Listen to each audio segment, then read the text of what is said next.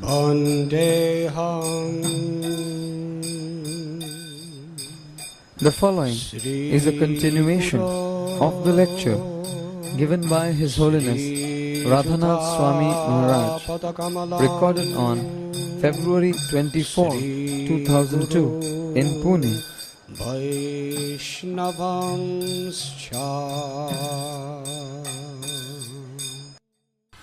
He says, I am lame, I am ill-advised.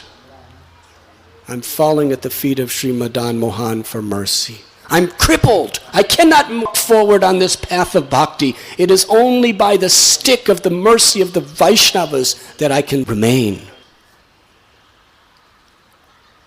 He's begging throughout Sri Chaitanya Charitamrita for the blessings of his readers.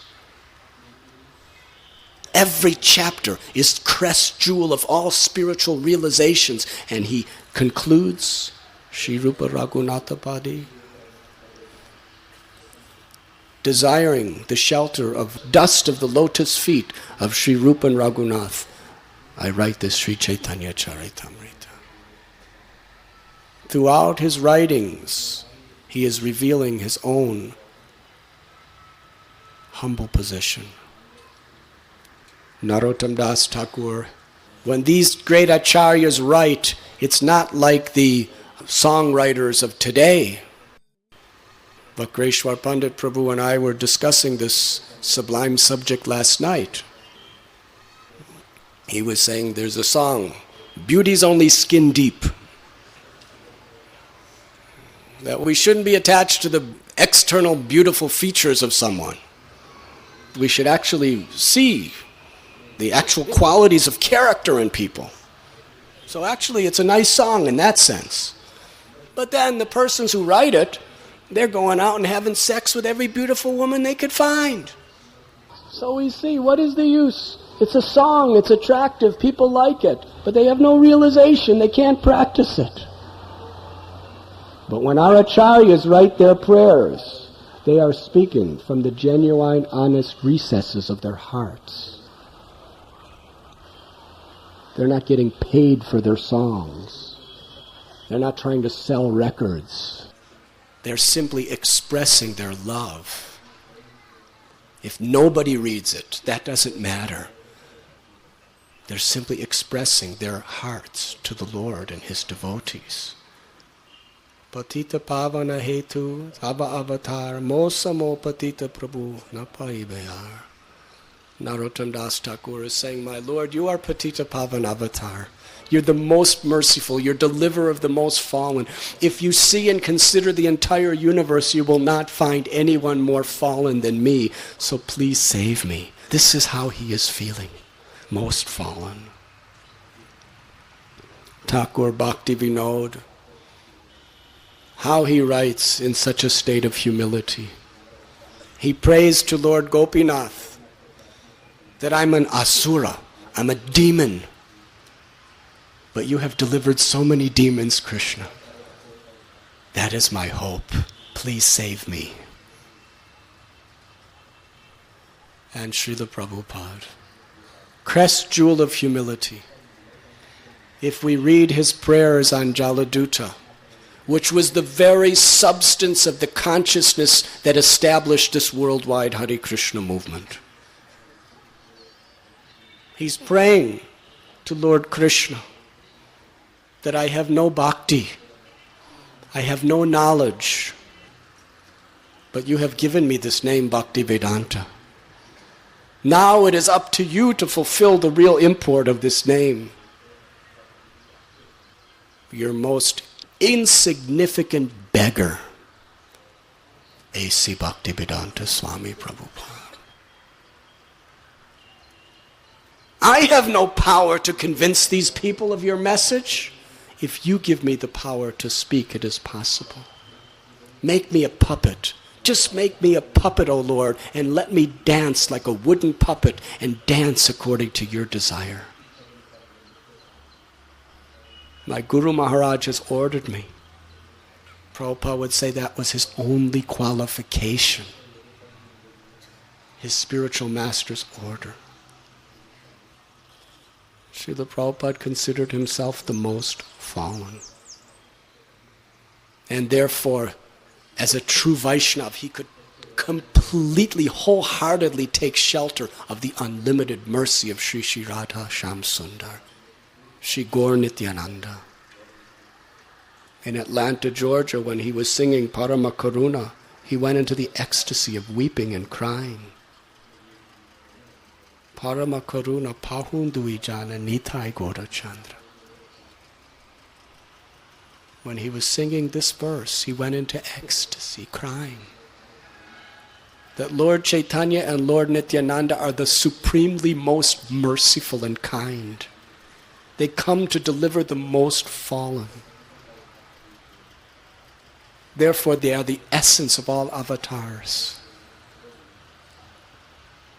Srila Prabhupada explains that one who is actually humble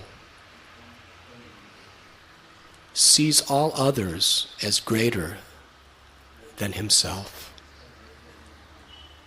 Therefore, can appreciate others' devotional service. Srila Prabhupada explained that Vaishnava culture, which is a culture of the heart, not just a culture of formalities. We address every other devotee as Prabhu. And we are Das, Das, Das, Anudas. That is the spirit. Even if we don't feel like that, we should speak like that as an austerity. But the reason we speak like that is so that we actually gradually develop that state of consciousness. One of the symptoms of humility is one is completely non-envious. We should try to cultivate and fight against this envious nature in order to become really humble. If a person is humble, then he's happy to appreciate others' good qualities. Envy is born of false pride, the desire to be the enjoyer. We can't tolerate when someone else is taking that position better than me. Srila Prabhupada gives the example of Uddhava, such a humble Vaishnava. Krishna sent him to Vrindavan because he wanted Uddhava to learn what is real bhakti from the gopis. When he went to Vrindavan and saw the gopis' ecstatic love, he realized he doesn't have even a single drop of love. Although in Dwarka he was the most intimate associate of Krishna, and everyone knew that. When he saw the love of the gopis, he was thinking, I have no love, nothing. Look at their love. Look at their condition and the separation from Krishna. Vrindavan is practically being flooded with their tears. They cannot eat, they cannot speak, they cannot move. They're simply crying out for Krishna 24 hours a day. Such love. Please listen carefully. Uddhava, seeing the love of the gopis, did not become envious of them. He did not think, I want to become a gopi.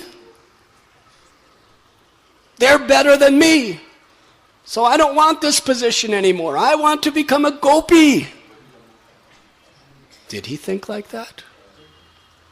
He didn't want the position of the gopis. He was actually humble. He prayed to be a lowly creeper of grass somewhere in the dust of the ground of Brajbhumi, with the hope that someday the gopis will step on his head with their feet and he will get that dust. That was his ultimate aspiration. That was his glorification. He did not want the position of the gopis. He wanted the lowliest position of servant of the gopis. That is humility. And all of our acharyas, since the day that beautiful prayer was spoken, has quoted Uddhava, that this is bhakti. To give all glory, all credit to the great souls. To consider ourselves insignificant. To never want to take their position, but want to take the lowliest position of serving them. If you actually think someone is really great, then you want to take a lowly position to serve them. That is a Vaishnava. He was ready to reject the opulences and royalties of Dwarka to become a piece of grass in the dust of Vrindavan, to serve the gopis and get the dust of their feet. Lord Chaitanya Mahaprabhu, after he took sannyas, he came to Shantipur to meet his devotees. And there he saw Sachimata. What a pathetic scene that was. Sachimata is seeing her beloved child no longer having that beautiful, shining, blackish hair that was the essence of all opulences, cascading down his broad golden shoulders, but he had the shaved head of an ascetic. His beautiful golden robes and his jewels and his garlands that would decorate his lovely body were replaced with the drab saffron cloth of a sannyasi. Her heart was broken. Incessant tears flowing from her eyes. And Lord Chaitanya, in his humility, he fell in dandavat obeisances to his mother, again and again and again. And then with folded palms, he began to pray to his mother that I'm a crazy man. What I have done is immoral and unethical. I have made a big mistake. I had no right to take sannyas. You have given me this body. You have nourished me with this body. You have nourished me with your food, with your love, with your care and your affection. My body is your property. I had no right to do this.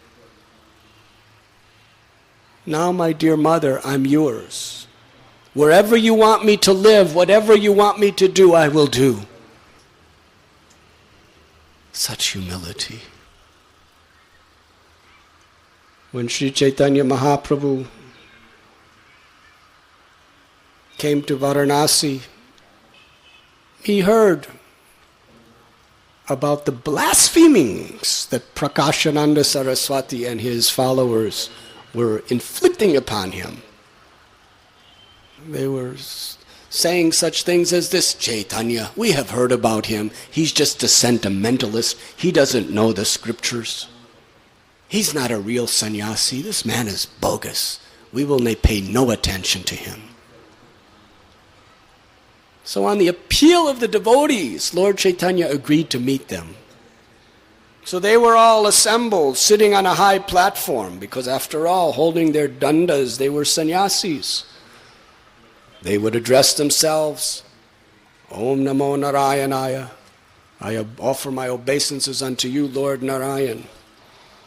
Because this is the idea of Mayavad sannyas. When you take sannyas, when you give up the illusion of this world, Brahma Satyam Jagan Mitya, you become Brahman. You become Narayan. So Lord Chaitanya Mahaprabhu, so humble, so respectful to others.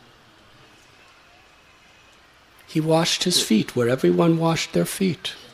And then he sat down at that place in the water of the foot wash of everyone else. And began to display his effulgence.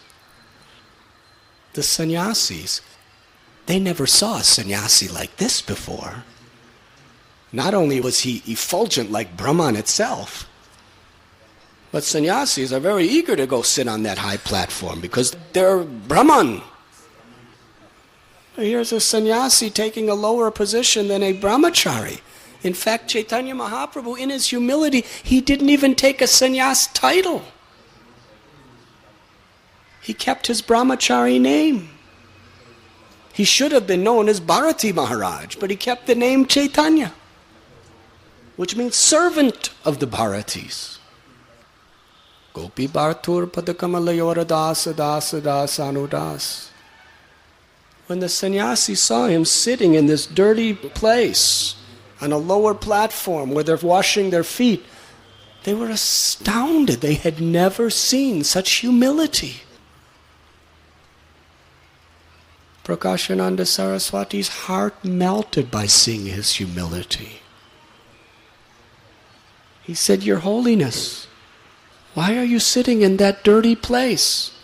Are you feeling some lamentation today? Please come and sit with us.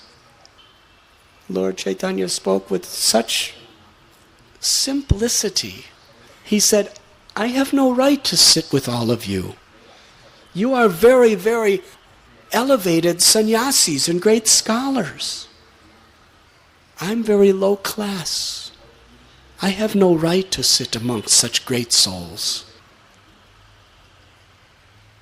He melted their hearts.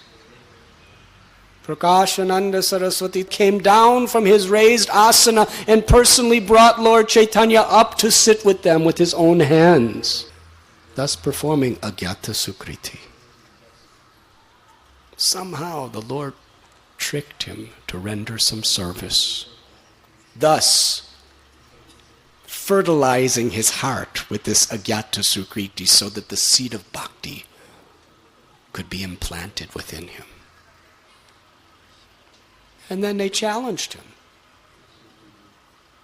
You are a disciple of the great Keshav Bharati Maharaj. You should be with us studying Vedanta. What are you doing with all these low-class sentimental women and children? Dancing and chanting. It's below you. It's below your integrity to be like this. Lord Chaitanya Mahaprabhu, he didn't argue with them. You're calling me? What do you say? No, he agreed with them. He said, actually, let me tell you the truth about myself. My Guru Maharaj said I was a fool. When it was time for me to study Vedanta, he said, you are a fool, my child. You'll never understand this Vedanta. You should just chant this Hare Krishna Mahamantra. Harinama, Harinama, Harinameva Kevalam, Kalo Nasteva Nasteva. So I started chanting Harinam. And then I came back to my Guru and I said, something's happening. I'm going mad. Tears are coming from my eyes, my hairs are standing on end, I'm trembling in my body, I don't know what's happening to me. My Guru Maharaj said, oh, my dear child, this is very good. You are attaining love of Krishna. Now give this Hare Krishna Mahamantra to the world. Lord Chaitanya was so humble, he never officially preached the Harinam Sankirtan movement until he received the order of his spiritual master. He wanted to give the credit and the glory to his spiritual master rather than taking it for himself. And then when he explained his version of Vedanta to the Mayavadi sannyasis, their hearts were already so soft that they surrendered to him. Similarly with Sarvabhauma Bhattacharya, how the Lord respected him. He was also a great, great Mayavadi scholar. And his brother-in-law, Gopinath Acharya, he was disgusted with Sarvabhauma Bhattacharya.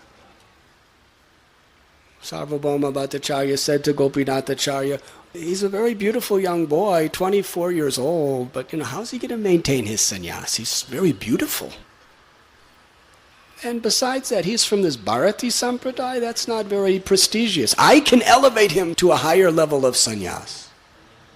Gopinath Acharya said, what nonsense garbage you're talking, Sarvabhauma. He's the Supreme Personality of Godhead. He doesn't need you to elevate him. Sarvabhauma Bhattacharya said, do you know who you're talking to? You're talking to Sarvabhauma Bhattacharya. I know the Shastras. There's no mention of God in this age of Kali Yuga coming. Where is the evidence that he's the Supreme Lord?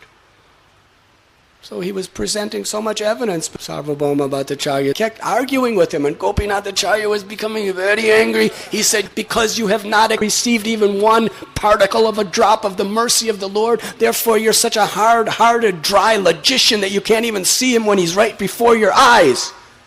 And Sarvabhauma Bhattacharya said, we're just having a discussion. Don't get so angry. So Gopinathacharya told Lord Chaitanya all this, and Lord Chaitanya said, no, don't treat him like this. He's like my father. He wants to care for me. He wants to protect me. I accept him as such. You should all honor him in this way. Here's the Supreme Personality of Godhead, the speaker of Bhagavad Gita, the subject matter of Srimad Bhagavatam, the ultimate Vedaishcha sarveraham eva vedyo vedanta krid veda vedeva chaham, the goal of Vedanta. And Sarvabhauma Bhattacharya approaches him and says, my child, Swamiji, I think that you won't survive as a sannyasi unless I teach you Vedanta. Because it's Kali Yuga and they're very young and beautiful and so many Matajis will come and... I'm not speaking word for word, but this is the spirit. So Lord Chaitanya was so humble. He said, yes, you are like my father. You are my teacher. Please instruct me in Vedanta. He offered him all respect. And then he was so respectful that he sat for days and days in Jagannath temple hearing his discussion of Vedanta. And then Sarvabhauma Bhattacharya said, why have you not asked any questions in all these days? He said, do you have a better idea of Vedanta? He said, yes. But he said it with such respect, like a son to a father. He said, Vedanta Sutra, it is as brilliant and as clear as the sun at noon. And your interpretations are like a big dark cloud that completely obscures the real light of the sun, of the meaning of Vedanta. Huh? Well, you tell me what your meaning is. He explained it and Sarvabhauma Bhattacharya surrendered. Amanina manadena. How he respected this person. How Chaitanya Mahaprabhu respected every living entity. This was the cause of pain for some of the Vaishnavas. Lord Chaitanya, to his Guru's godbrothers, would offer all respects and services. We find whenever there was prasad taking, he would always sit on the same level and take with Paramananda Puri, Brahmananda Bharati, Nityananda Prabhu, Advaitacharya, because they were all his Guru's godbrothers. He would serve them. He would honor them. He would respect them. He would respect every living being. Even the most fallen Shudras, he would respectfully give them Krishna consciousness. Because a devotee who's actually humble doesn't think himself better than anyone. This is actual preaching. Bhakti Siddhanta Saraswati Thakur, anybody that came before him to give him honor and respect, he would address them with folded hands. Dasosmi, I am your servant. And he actually believed that. Even he was Singha Guru, annihilating the misconceptions of Mayavadis and the Sahajas and the caste Goswamis. They were afraid to stand before him, like jackals running when the lion roars. That was his power. But his actual spirit was the servant of every living entity. That's how he was serving the spirit soul within their hearts. There was never pride. There was never, I'm better than you. There was simply a spirit of servitude. Srila Prabhupada, there's a beautiful lecture where he reveals his heart. He told us that whatever credit goes to my spiritual master. And then he actually revealed how he sees his disciples. He said, "You are all the representatives of my Guru Maharaj." What does that mean? That is so esoteric. Because we're taught throughout our philosophy that you must serve the Lord through his representative. Similarly, you must serve the spiritual master through the representative. Prabhupada established a system within ISKCON. That there's GBCs, there's temple presidents, there's regional secretaries, and only a few people, like Tejas Prabhu or Yadubar Prabhu or Dhananjay Prabhu or Bhakti Charu Maharaj, few people were directly personally serving Prabhupada. For all the rest of the movement, Srila Prabhupada said, "I will accept your service through my representatives." Yes? Actually, thousands of people would be knocking on Prabhupada's door, waiting to massage his feet, but no one was there. Because we understood Prabhupada's plan. We just serve our president, we serve our authority, and that's the way we can please Prabhupada. And that's the way the whole movement existed in his presence. Prabhupada saw every one of his disciples as representatives of his Guru Maharaj. That means he's thinking, servant of the servant. By serving his disciples, his Guru Maharaj will be pleased. That is the respect that he had. And some of the close associates of Prabhupada, they would be very embarrassed when he would call them Prabhu. Because he felt that. That is Mahabhagavat. That is advanced Vaishnava. Amani namanadena, to offer all respect to others. That is humility. To appreciate the good in others without envy. To look for and see the good in others. Srila Prabhupada explained, preaching means to see the spark of inclination to serve Krishna in a person's heart, to look for that, to search it, to see it, and to sacrifice your life to fan that spark and make it grow.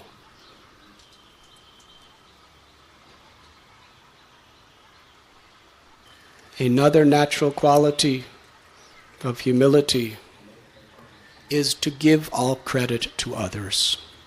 Even for that, apparently we have done ourselves. This is very, very difficult. How many of us sometime in your life wanted to take credit for something you really didn't even do? Actually, prakrite kriyamanani gunai karamani saravasha. Krishna is the controller of all material and spiritual energies. We cannot exist without his mercy. A devotee doesn't want to be the doer. Prabhupada prayed, "Let me be a puppet in your hands." Do you ever see a puppet saying, "I'm such a great puppet"? If you go to a puppet show, how many people give credit to the puppets? Maybe ignorant little children. They say, "Oh, that puppet is very glorious person." But an adult knows that it's the puppeteer that's making the puppet talk and walk, and whatever the puppet has done is only by the glory of the puppeteer. Yes? Prabhupada said, "Let me be your puppet." He didn't say, "Let me be your acharya." I'll be an acharya as your puppet if that's what you want.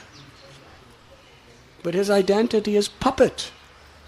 That means all credit to Krishna, all credit to Guru. Lord Chaitanya Mahaprabhu exhibited this to the superbly beautiful extent. When he was living in Jagannath Puri, Sripad Vallabha Bhattacharya came to meet him. Lord Chaitanya had already met Vallabha Bhatt in Prayag during Kumbh Mela or Magh Mela time. And he knew he was a very, very wonderful devotee and a very great scholar. But Lord Chaitanya wanted to teach what is the humility of a Vaishnava. Please listen carefully.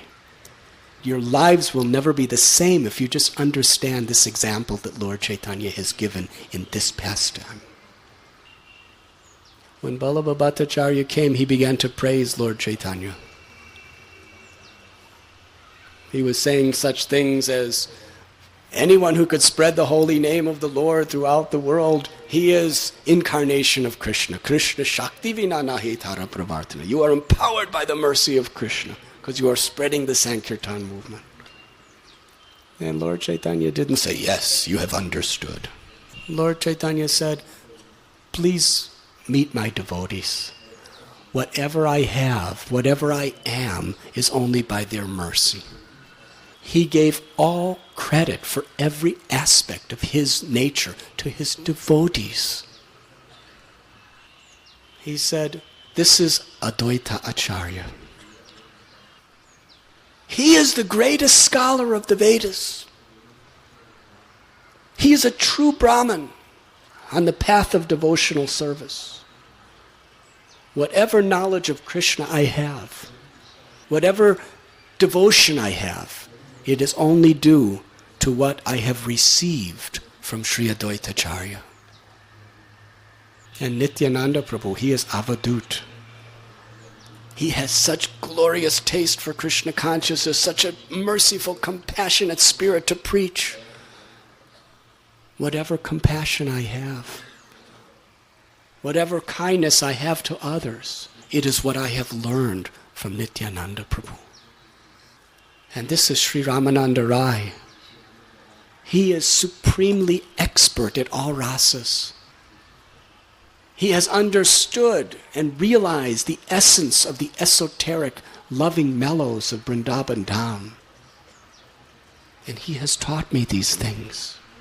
Whatever I know, whatever I understand about the rasas of love of Sri Vrindavan is only due to the mercy of what I have learned from Ramananda Rai. And this is Swarup Damodar Goswami. He has the deepest, innermost understandings of the confidential nature of Vrindavan and the love of Vrindavan. My understanding of Vrindavan, my understanding of surrender to Krishna, following in the footsteps of the residents of Vrindavan, whatever I have is only by the mercy of what I have learned from seeing the behavior of Swarup Damodar Goswami. And he continued, this is Srila Haridas Thakur. He will not even eat or drink until he finishes chanting 300,000 names of Krishna every day. He's the Namacharya. He's the foremost proponent of the Yuga Dharma. Whatever I have understood about the glories of the holy name is only by the mercy of Srila Haridas Thakur. And he went to each of his devotees explaining what he has learned from them and what he is because of them. This is Acharya Ratna. This is Pundarik Vidyanidhi. This is Gadadhar Pandit. It is from them that I have learned all the various aspects of devotional service. It is said that Vallabha Bhatta considered himself like a duck in an assembly of swans. Lord Chaitanya Mahaprabhu was ecstatically glorifying the qualities of each and every one of his devotees, and whatever he was, whatever he had, and whatever he was giving to the world, he gave 100% of all credit to his devotees, to others. This is Vaishnava. The Lord himself doesn't take credit. Even Krishna. Krishna said, the only reason that I have power to give mercy to others and deliver them from material existence is because I worship my devotees.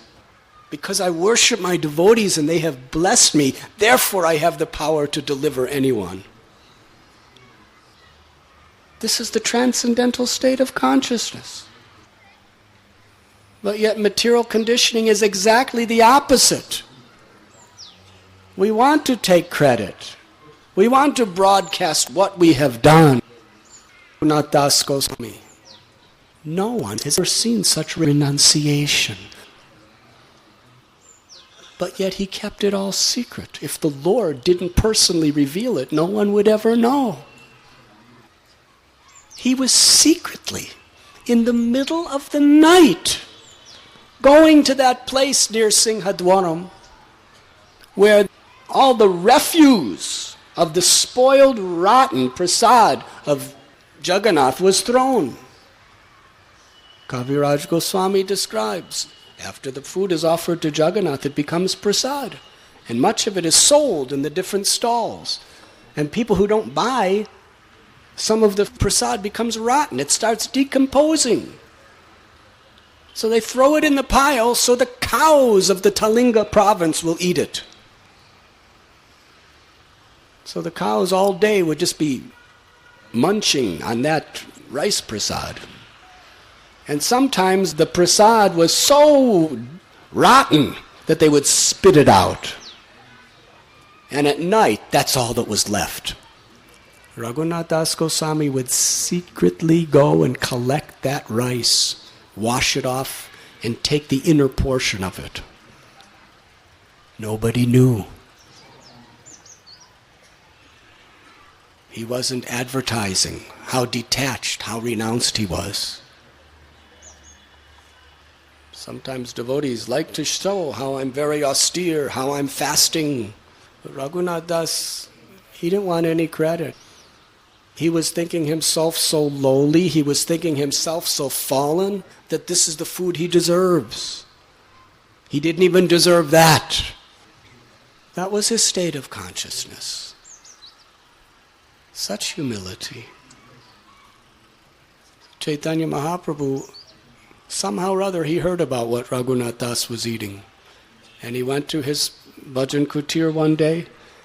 Right at the time Raghunath was eating that old decomposed cow remnants. And he said, "Oh, Raghunath, I heard you're eating very sumptuous, opulent prasad. Please give some to me." Raghunath hid it away. He said, "No, my Lord, I don't know who told you like this." He said, give me. He said, "No, there isn't any." And Lord, he knows everything, past, present, and future. He knew where the prasad was. He grabbed it and ate it. Raghunath was saying, "Please, Swarup Damodara Goswami," after he took one portion, he just couldn't tolerate seeing Lord Chaitanya eating. He said, "That's enough, that's enough." Mahaprabhu was in ecstasy. He said, "I have tasted the most sumptuous cakes and sweets and sabjis and rice preparations of Jagannath, but I have never tasted anything so sweet as the food that Raghunath Dasa Goswami is eating." What was he tasting? His renunciation. But what is the essence of renunciation? Humility. Ultimately, real renunciation means Trinadapi sunichena taror iva sehishnana amanina manadena kirtaniya sadahari. If we give up all of our wealth, if we give up all of our eating and sleeping, if we're proud, what have we really renounced? Whether we're living in a palace or living under a tree, if we're humble, then we're truly renounced. The renunciation of false pride, the renunciation of the desire for honor and prestige, that is the true renunciation. That means everything is for Krishna. The wealth of the world is for Krishna. All honor, respect, and glory is for Krishna. And we will give it to Krishna. How? Through Guru, through the Vaishnavas. Let them have all honor and all glory, because that way Krishna will accept it. But nothing for me. That is humility. To give all credit to others. Kaviraj Goswami, he took absolutely no credit for Sri Chaitanya Charitamrita. He gave all credit to Lord Nityananda Prabhu, who sent him to Vrindavan. He says, I'm not even writing this. By some mystical miracle, Sri Chaitanya Mahaprabhu is moving this hand and making these words come out. How could I write? I'm old, I'm invalid, I'm about to die. I'm suffering so many invalidities. I cannot write this. It is a great miracle. It is astonishing how Sri Chaitanya Mahaprabhu is writing through me. He gives all credit to the Lord, to Rupa and Sanatan, and to all the Vaishnavas, and takes no credit himself. Srila Prabhupada, he didn't accept any credit for himself. The only qualification I had is I am simply repeating the words of my spiritual master. So many other people were repeating the words of Srila Bhakti Siddhanta Saraswati. There were thousands of people repeating the words of Srila Bhakti Siddhanta Saraswati. It was Srila Prabhupada, by his sacrifice, by his compassion, by his love, at such an old age he sailed across the world with nothing except faith in Guru Maharaj's mercy. But yet he took no credit. My only qualification is I'm simply repeating the words of my spiritual master. And something that would sometimes simultaneously give us joy and pain is when Prabhupada would tell us that all credit goes to his disciples. These young American boys and girls, he would sometimes say, they gave up their beautiful homes, they gave up their wealth to travel to various places in the world, poverty conditions, risking their lives. He gave all credit to his disciples for what they did in spreading Krishna consciousness. But what were the disciples doing? Just trying to follow in the footsteps of what they saw he was doing. He was giving them all power. He was giving them all inspiration. He was giving everything. But he gave credit to the disciples and to his guru. He gave credit to everyone except himself. That is humility. When a devotee is in a humble state of mind, that devotee could bear all sorts of injustices upon himself without complaining and without blaming others. This is a very, very important principle. And there are so many wonderful examples. Srimad Bhagavatam describes Prahlad Maharaj.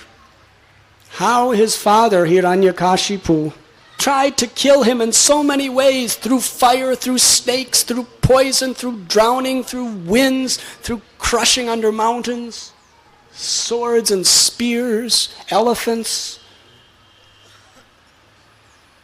But he never criticized his father. He never blamed his father. He was humble.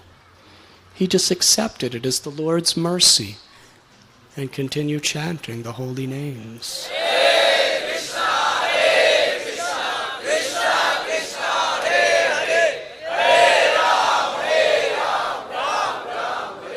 When Haridas Thakur was beaten in those 22 marketplaces, he didn't blame. He was only praying for the deliverance of the people who hated him and were trying to kill him. Forgiveness. When you're humble, you forgive people who create injustices to you. There's no envy, there's no vengeance. I deserve worse. That's humility. That's what purchases Krishna. Not this vengeful, I will get back at you. You have done injustice to me. That is not a way a Vaishnava thinks. You may get back. You may get your fame and glory back in this world, but you'll never get Krishna. Ambarish Maharaj, he didn't do anything wrong. When Durvas Muni came, he was fasting for the welfare of the citizens. He took a little charanamrit, which according to the Shastras, that's both breaking fast and not breaking fast. And Durvas Muni, for that slight detail, he wanted to murder him. He created a monster to kill him. And Ambarish Maharaj just stood with folded palms. Krishna, if you want me to die, I'm ready. Durvas Muni is not my enemy. You are appearing before me in his form, whatever you want to do. Bhaktivinoda Thakur prayed in this way. My Lord, if you want to kill me or if you like to protect me, I'm your servant. You can do anything with me. Durvas Muni was running away from the Sudarshan Chakra for 1 full year, and Ambarish Maharaj, so respectful, he remained fasting that whole year because he wouldn't eat until he served his guest. And when Durvas Muni came and fell at his feet and begged forgiveness, Ambarish Maharaj was embarrassed. He said, you have made no offense to me. I'm your servant. Please have prasad. Srivas Thakur, when Gopal Chapala tried to destroy his reputation by putting tantric puja of flesh and wine and everything in front of his house for the worshipping of Chandi Devi, he wanted to destroy the reputation of Srivas. Srivas came out in the morning and saw it and called the townspeople together and said, I want you all to see what I'm doing in secret. He didn't try to defend himself. He accepted the suffering as the mercy of God. Maharaj Chitraketu. When Maharaj Chitraketu was condemned and cursed to become a demon by Parvati, and he didn't even do anything wrong. He was actually showing his affection for Lord Shiva, but she misunderstood him. And she cursed him to die and become a demon.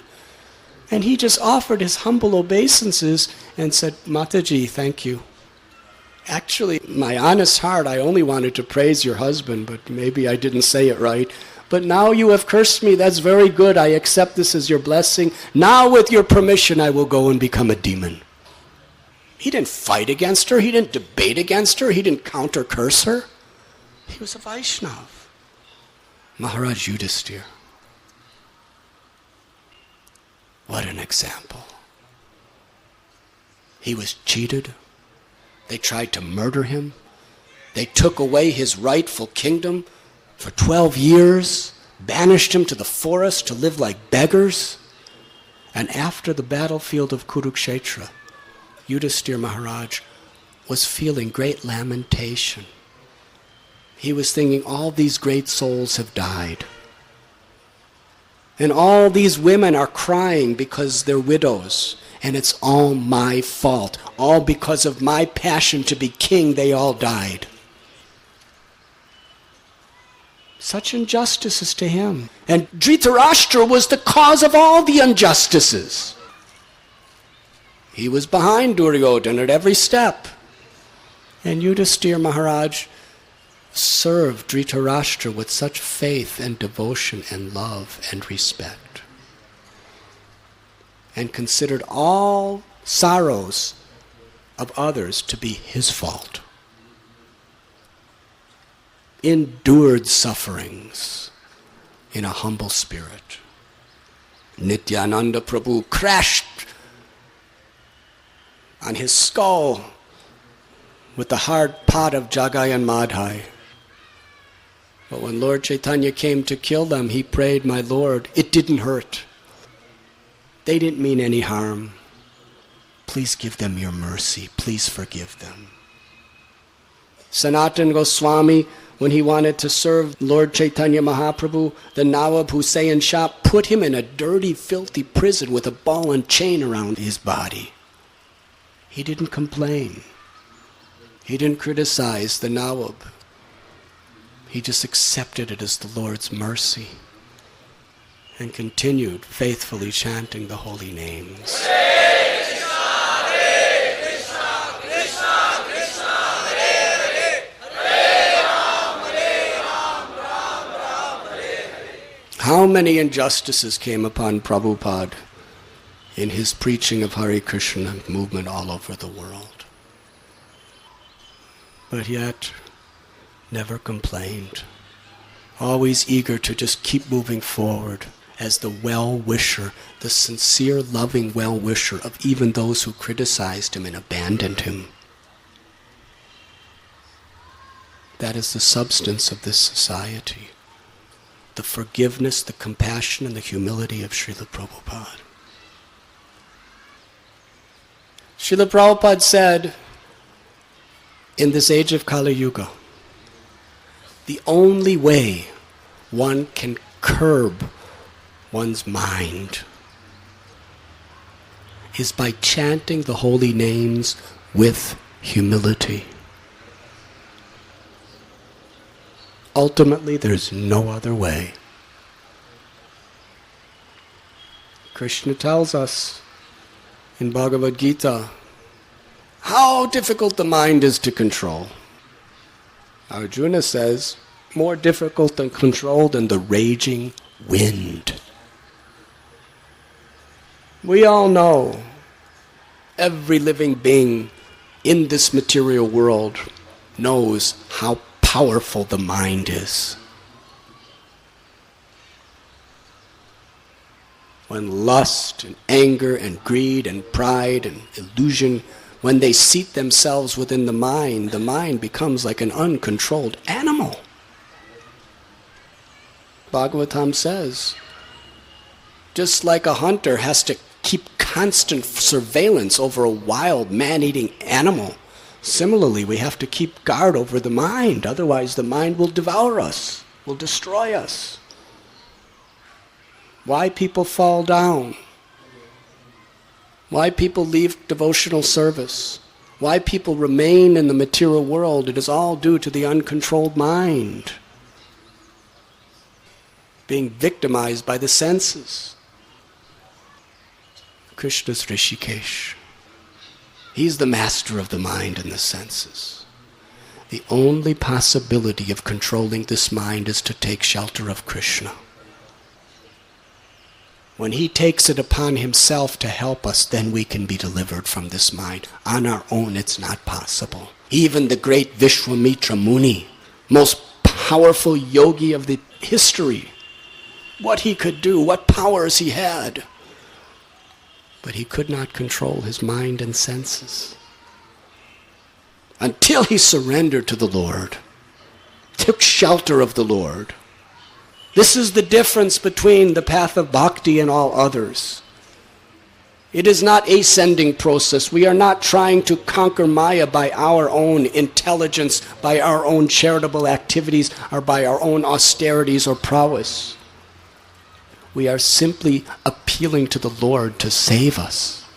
That is our only hope. That is our only salvation.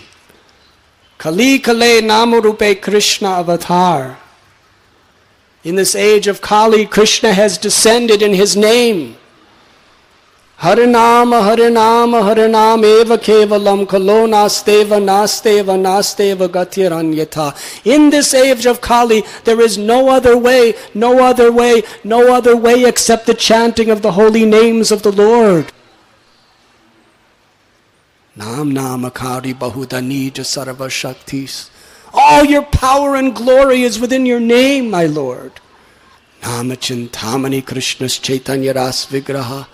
My dear Lord, you are not different from your name. Your opulences, your pastimes, your form, it is all manifested through your name. But how to chant the holy names? How to take shelter of the holy names? That is the most important subject matter, because it is our only means of salvation. It is the only means of entering into the kingdom of God. Srila Prabhupada explains that the mind is tormenting us and keeping us distant from Krishna since time immemorial. It is an unconquerable demon. But Krishna has conquered so many demons, and he's come in his name.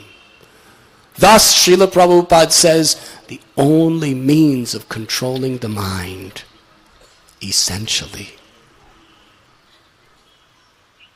is with sincere humility to cry out the holy names of Krishna.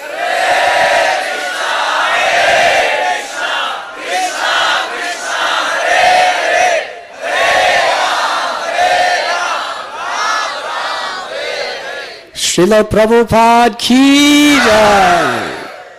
Thank you very much. Please forgive if I spoke too much, but I'm a rascal.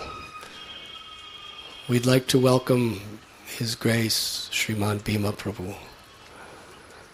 Bhima Prabhu is one of the real faithful soldiers of Srila Prabhupada. He has 100% given his life, his soul, his everything in the service of Prabhupada. He is one of the most highly respected devotees within our society.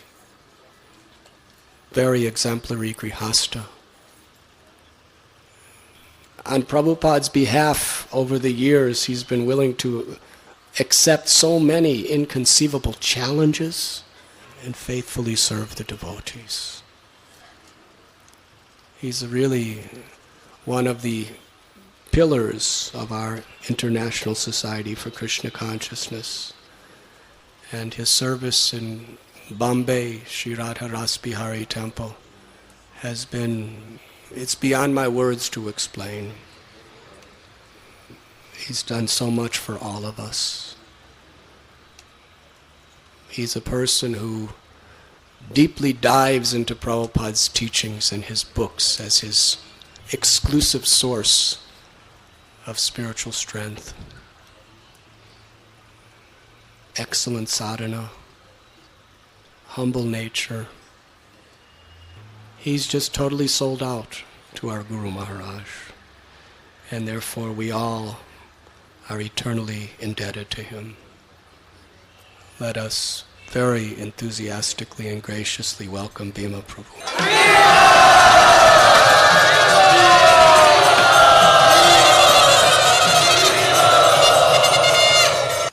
Thank you very much.